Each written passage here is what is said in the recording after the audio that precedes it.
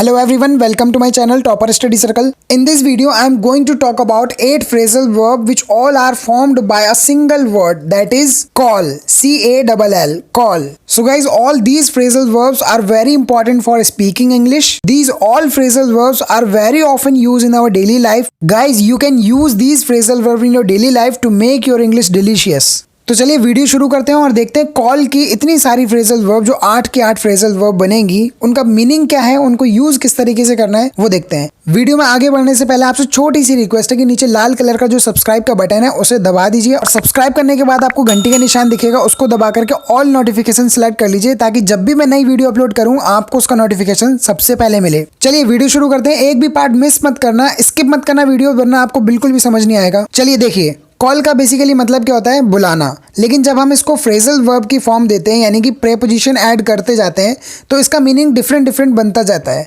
तो हम यहाँ पर 8 फ्रेजल वर्ब बनाने वाले हैं यानी कि 8 प्रेपोजिशंस ऐड करते जाएंगे और इनका मीनिंग डिफरेंट बनता जाएगा। सबसे पहली फ्रेजल वर्ब है call at. Call at, call के साथ हमने एट प्रेपोजिशन ऐड किया तो इसका मीनिंग क्या बना वो देखिए। कॉल एट का मतलब होता है किसी के घर या ऑफिस में मिलने जाना। जैसे एग्जांपल देखिए, I called at his office yesterday. I called at his office yesterday. यानी कि कल मैं उसके ऑफिस मिलने गया। इसका बेसिक सा मतलब यही है, किसी के घर या फिर ऑफिस में मिलने जाना। एक एग्जांपल और देख लीजिए, क्लियर हो जाएगा। He calls at her home every day. He calls at her home every day. मतलब कि वह रोज उसके घर मिलने जाता है। देखिए, फर्स्ट वाला सेंटेंस पास्ट इंडेफिनिट में था इसलिए हमने कॉल की सेकंड फॉर्म कॉल्ड लगाई है। जो दूसरा सेंटेंस बनाया वो प्रेजेंट इंडेफिनिट का है जिसमें हमने वर्ब की 5th फॉर्म यूज की है। ठीक है, आई होप समझ गए होगे आप। तो कॉल एट का इस तरह से यूज करेंगे। अब देखते हैं अगली वाली फ्रेजल वर्ब। कॉल के साथ अब हम प्रीपोजिशन ऐड करते हैं फॉर। कॉल फॉर, तो कॉल फॉर का मतलब होता है आवश्यकता या फिर जरूरत महसूस करना। अब एग्जांपल देखिए, इसको किस सिचुएशन में यूज किया जाएगा। First example is the situation calls for an immediate question. The situation calls for an immediate question, मतलब कि इस स्थिति में तुरंत कार्य सक्रियता से करने की जरूरत है। यानी कि ऐसी स्थिति यानी कि जिसमें कार्य बहुत सक्रियता से करने की जरूरत हो, तो ऐसे में हम एक वर्ड यूज करते हैं इमीडिएट क्वेश्चन, जिसका मतलब होता है सक्रियता से कार्य करना। तो इस सेंटेंस में कॉल फॉर एक फ्रेजल वर्ब की तरह यूज करी गई है जिसका मतलब है आवश्यक है या जरूरी है। ओके, एक एग्जांपल और देखिए ताकि अच्छे से क्लियर हो जाए। Exam time situation calls for doing study hard. Exam time situation calls for doing study hard, यानी कि एग्जाम टाइम के समय पढ़ाई करने की सख्त जरूरत है। आई होप आपको समझ में आ रहा होगा। ओके, अब हम कॉल में ऑन प्रीपोजिशन ऐड करके देखते हैं इसका मीनिंग क्या बनता है। कॉल ऑन का मतलब होता है किसी भी व्यक्ति से मिलने जाना। स्पेशली हम किसी व्यक्ति से मिलने जब जाते हैं तो हम बोलते हैं कॉल ऑन। एग्जाम्पल देखेंगे तो और अच्छे से क्लियर हो जाएगा। एग्जाम्पल है do call on me some day. Do call on me some day, मतलब कि किसी दिन मेरे घर जरूर आइए। तो अब से अगर आपको ये सेंटेंस बोलना पड़े किसी को भी कि किसी दिन मेरे घर आइए, तो आप बोलेंगे do call on me some day. अच्छा, एक एग्जाम्पल और ले लो ताकि और अच्छे से क्लियर हो जाए। He will call on me tomorrow. He will call on me tomorrow, मतलब कि वह कल मेरे घर आएगा। ठीक है, ओके, अब आगे बढ़ते हैं। कॉल में इन प्रीपोजिशन ऐड करते हैं, IN, in.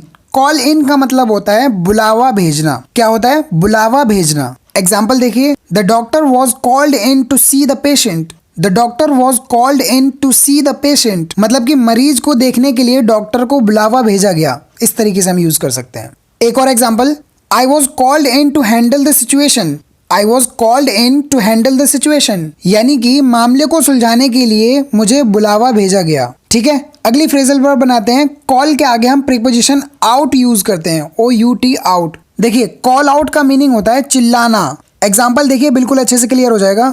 The child called out for a bar of chocolate. The child called out for a bar of chocolate, यानी बच्चा चॉकलेट के लिए चिल्लाया। एक और example, she suddenly called out. She suddenly called out, यानी वह एकदम से चिल्लाई। ओके, चलिए नेक्स्ट फ्रेजल वर्ब बनाते हैं। कॉल के आगे ऑफ प्रीपोजिशन ऐड करते हैं, OFF, ऑफ। देखिए, कॉल ऑफ का मीनिंग होता है समाप्त करना, खत्म करना। स्पेशली हड़ताल या फिर प्रोटेस्ट वगैरह होता है, उसको समाप्त करने के सेंस में कॉल ऑफ का ज्यादा यूज होता है। एग्जाम्पल देखिए, the worker called off the strike, the worker called off the strike, यानी कि मजदूरों ने हड़ताल समाप्त कर दी। एक एग्जाम्पल और देखिए, farmers did not call of the protest against the government, farmers did not call of the protest against the government, मतलब कि किसानों ने सरकार के खिलाफ जो विरोध प्रदर्शन कर रहे थे वो समाप्त कर दिया है, खत्म कर दिया। ठीक है, कॉल ऑफ का मतलब आपको समझ में आ गया। अब बढ़ते हैं अगली फ्रेजल वर्ब की तरफ, जो कि है कॉल अप।